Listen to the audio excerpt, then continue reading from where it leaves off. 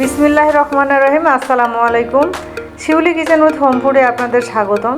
বন্ধুরা, আজকে আমি আপনাদেরকে বানিয়ে দেখাবো খুব সহজে কিভাবে বাসায় ঘি বানানো যায়। চলুন ভিডিওটি দেখতে থাকুন। এই দুধগুলো এখনই ছেঁকে নিয়ে আসলাম। আমি ঘি বানানোর জন্য এটা সর তুলবো। সেই সর তোলার জন্য এই যে এরকম প্লেটে এরকম চ্যাপটা মেল এরকম পাতিলে রেখে দিতে হবে। আমি এখানে ছেঁকে ছেঁকে রেখে দেবো।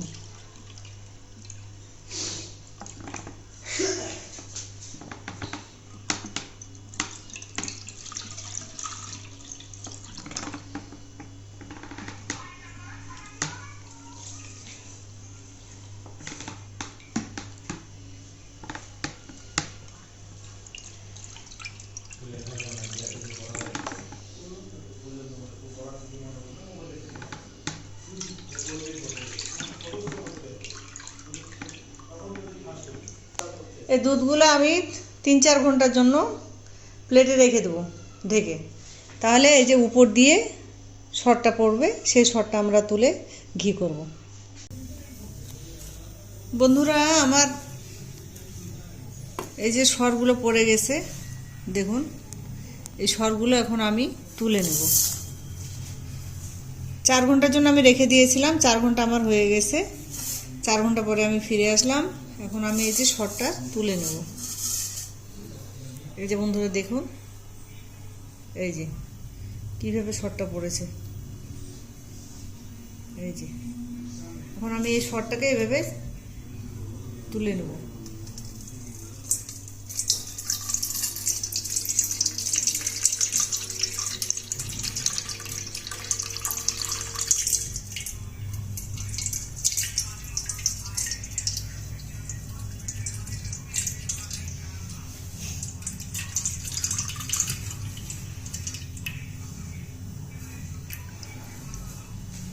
এই যে বন্ধুরা কতগুলো সর উঠেছে।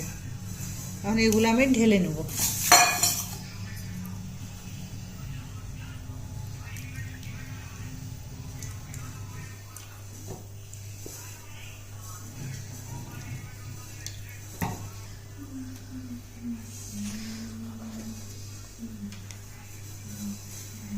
এইভাবে সবগুলো প্লেট থেকে, গামলা থেকে আমি সরগুলো এইভাবে তুলে নেব।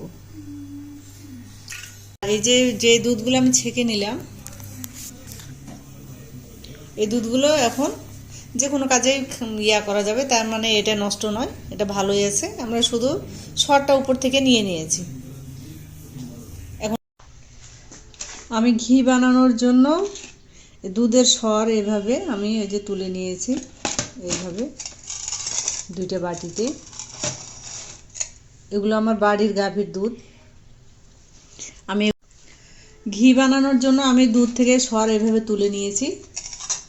এই যে এগুলো 2 দিনে হয়েছে। এগুলো সবগুলো বাড়িতে আমার গাভী আছে, তাই অনেকগুলোই হয়েছে 2 দিনেই। আমি এগুলোকে এখন ভালো করে একটু মেখে নেব, ফেটে নেব। খাটি জাল মানে কি এটিতে ঢেকে দিয়েছি। এই যে কত সুন্দর সরটা পড়েছে বন্ধুরা, এই যে দেখুন।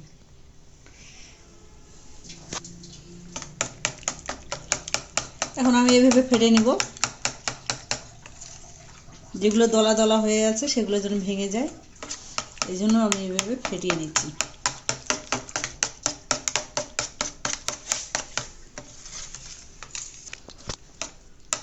আমার ফেটানো হয়ে গেছে। এখন এগুলো আমি কড়াইতে দিয়ে দেব। এটা বেশি ফেটাইতে হয় না, 1 মিনিট ফেটাইলে হয়ে যায়। এখন আমি এটা কড়াইতে ঢেলে দেব।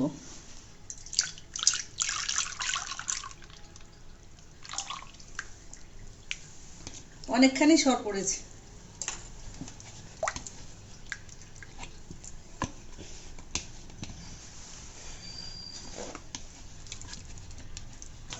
এখন আমি চুলাটা ধরিয়ে দেব। এখানে আমি হালকা আছে 25 থেকে 30 মিনিটের মতো লাগবে। আমি ধীরে ধীরে জাল করব। ধৈর্য নিয়ে জাল করতে হবে এবং নাড়তে হবে। এটাকে অনবরত এভাবে নাড়তে থাকতে হবে যেন লেগে না যায় তলে, এবং সাইডে এগুলো পুড়ে যেন না যায়। তাই আমরা অনবরত নাড়তে থাকবো ধৈর্য নিয়ে। বন্ধুরা, এভাবে আমি অনবরত নাড়তে থাকি, এই যে সাইডগুলোতে যেন লেগে না যায়, নাহলে ওগুলো শক্ত হয়ে যাবে, পুড়ে যাবে। তাই এভাবে ধীরে ধীরে নাড়তে হবে এবং ধৈর্য নিয়ে যে করতে হবে। ঘি বানানো একটু ধৈর্যের দরকার।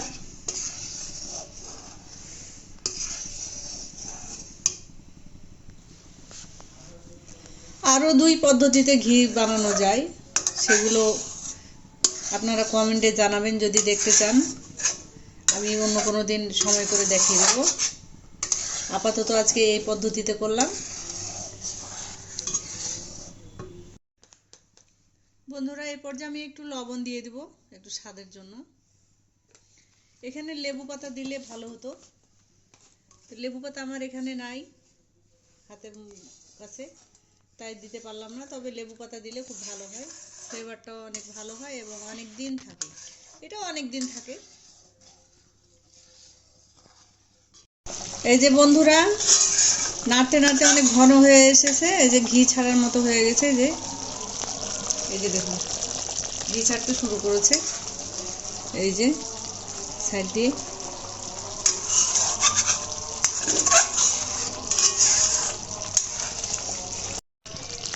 বন্ধুরা, এই যে ঘি ছাড়তে শুরু করেছে। আমার এখন পর্যন্ত 15 মিনিটের মতো লেগেছে।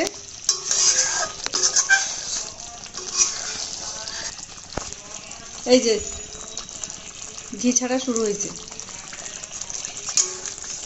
ঘি ছাড়া শুরু হয়ে গেছে। এই যে বন্ধুরা, এই যে দেখুন।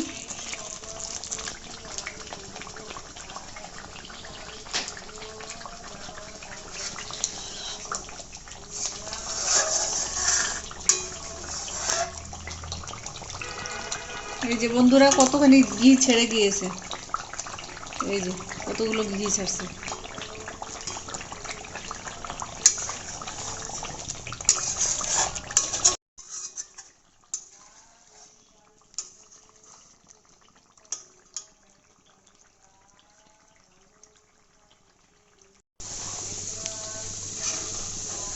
বন্ধুরা, হয়ে গেছে আমার ঘি।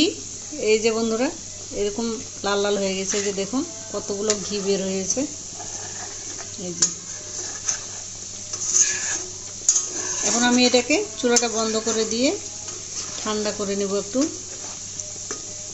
তারপরে ছেঁকে নেব। কেমনে ধরে দেখা যায়?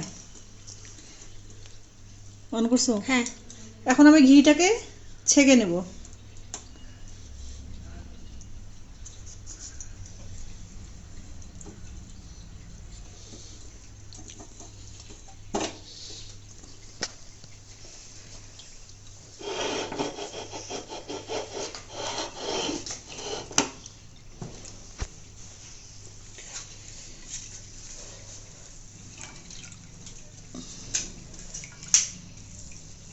গরম রেশমি চুড়ি ভাল ছাল। আহ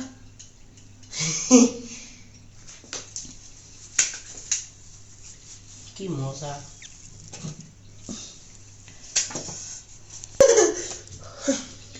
বন্ধুরা, এই যে এতখানি ঘি হয়েছে, এই যে কতগুলো ঘি বের হয়েছে। আর এখন এগুলোকে আমি ফেলে দেব। এই যে ঘিয়ের পোড়াগুলো, এগুলো এখন আমি ফেলে দেবো।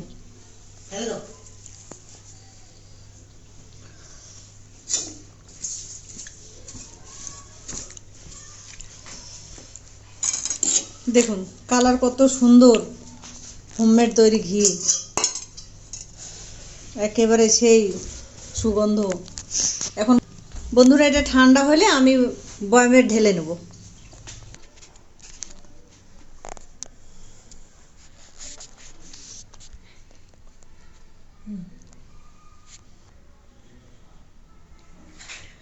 বন্ধুরা, ঘিটা আমার ঠান্ডা হয়ে গেছে, আমি এখন বয়ামে ঢেলে নেব। এগুলো আমি গত পরশুদিন করেছিলাম বন্ধুরা। এই যে এখানে আমি এখন বাকিটা ঢেলে নেব।